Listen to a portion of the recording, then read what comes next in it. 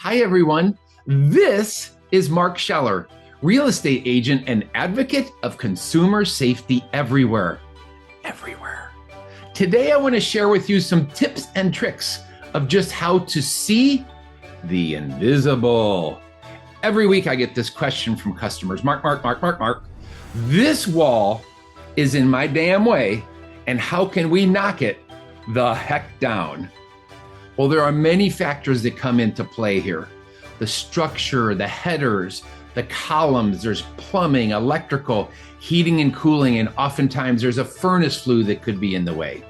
And then there are other bonus factors that can either cause your resale value to either skyrocket or plummet if you remove that wall.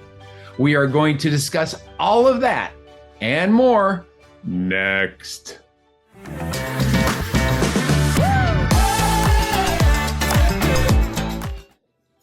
So yesterday I was inside of this house with customers who love it and its recent updates, but the floor plan was slightly wrong.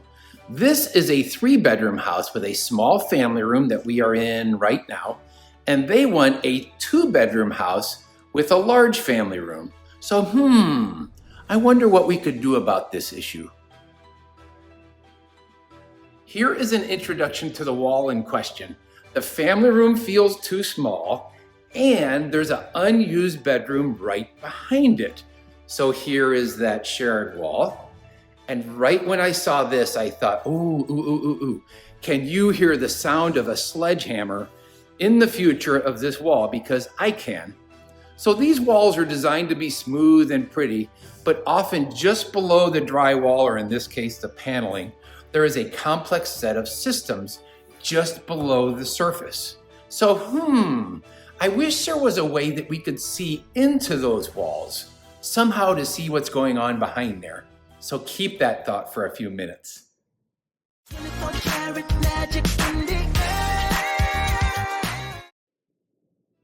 So every week when customers ask me if they can remove a wall like this, the first thing I like to talk about are the easy items. In most walls, there are some sort of electrical switches or receptacles. If you can see the wooden stick here, those are typically very easy to move. There's just a wire, they're flexible, they can go anywhere. Then I start thinking about internet and security or TV.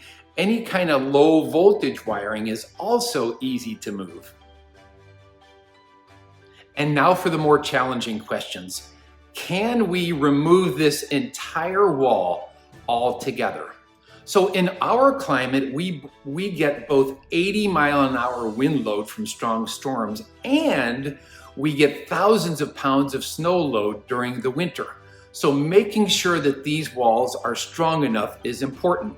We have to get all that load down through the structure into the beams, columns, and piers, and into the earth where it belongs. The next system is plumbing. We all know that water runs downhill. So when a toilet flushes or a shower runs, the water goes down, but we have to replace it with air via a vent. We have to replace it with air back behind the water, or it's not going to drain correctly. So many of the walls we go to remove will have some sort of plumbing vents in them, and we just have to be aware of where they are because they can be much more expensive to move. Let's talk about heating and cooling. I know it's your favorite subject.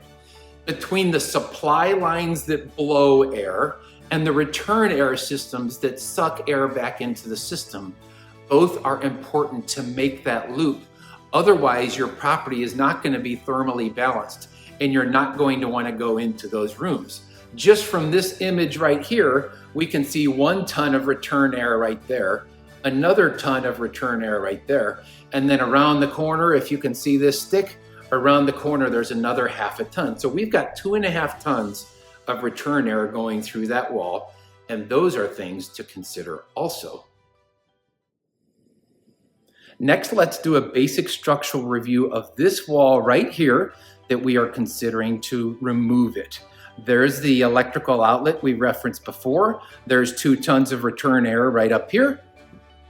And as we walk around the corner, there's another 1/2 of return air there. So that's 2.5 tons of that. When I showed up to the house today, I cranked the air conditioner.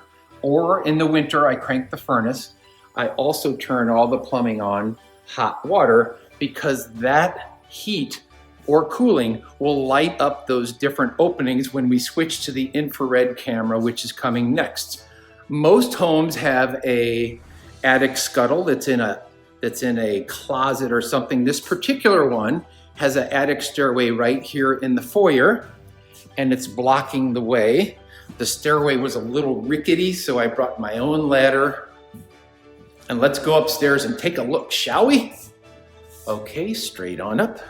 1, 2, 3, 4, 5. Okay, so here we are in the attic. It's a big triangle with the gable vents. We can see the furnace flue going through. Here's the wall we're thinking of removing. And if we come straight up from that, there is no header right here. This whole attic space is wide open. It's a big triangle. Now, these are 2-point fink trusses, is what my truss guy called them.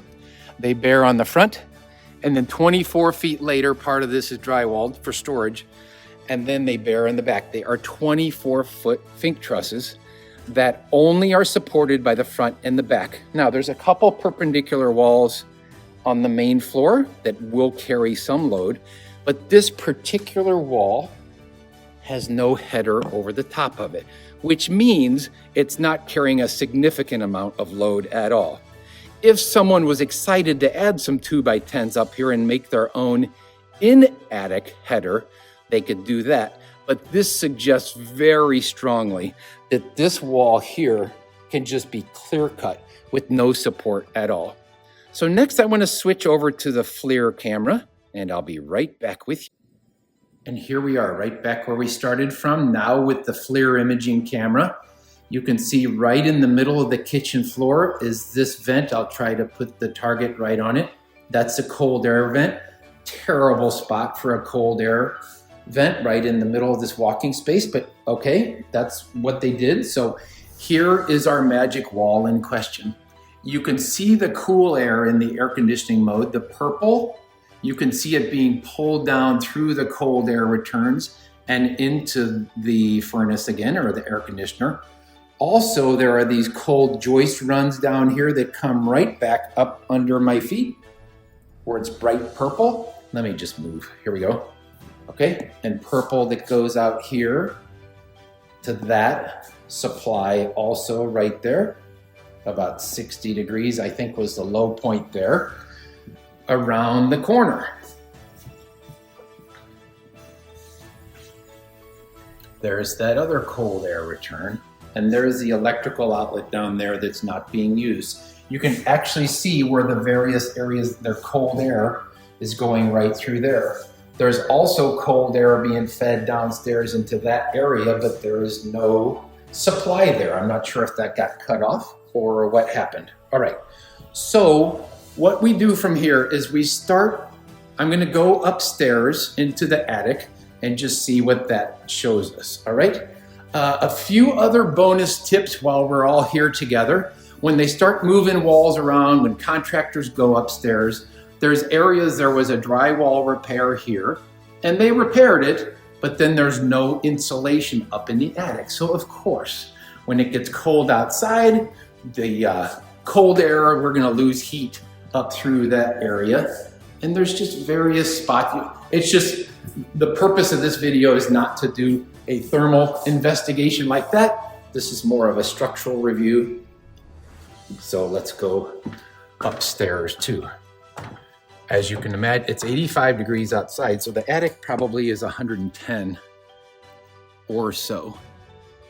And it's easy to tell where the heat is and then where the cooler areas are, where the air conditioning is actually going. The beautiful part is right above this wall that we looked at before. Remember this? This wall that we want to remove. There is nothing here. There are no plumbing stacks. There are no heat runs. There is no flue. It is all clear. And down we go. Then back around the corner. So easy to see what heat vents and cooling vents are working and which ones are not.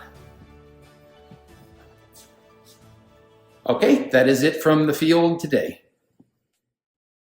And that is it for this week's video on removing walls that make your home feel too small. I hope this was thought-provoking and that it might just lead you to do the same analysis for your own house too. Let me know that you are watching and that you care. Hit the subscribe button below with a hammer and click the notification bell too. And remember, everybody, that true vision is the art of seeing the invisible. This is Mark Scheller encouraging you to go knock down some barriers. Inspector Gadget.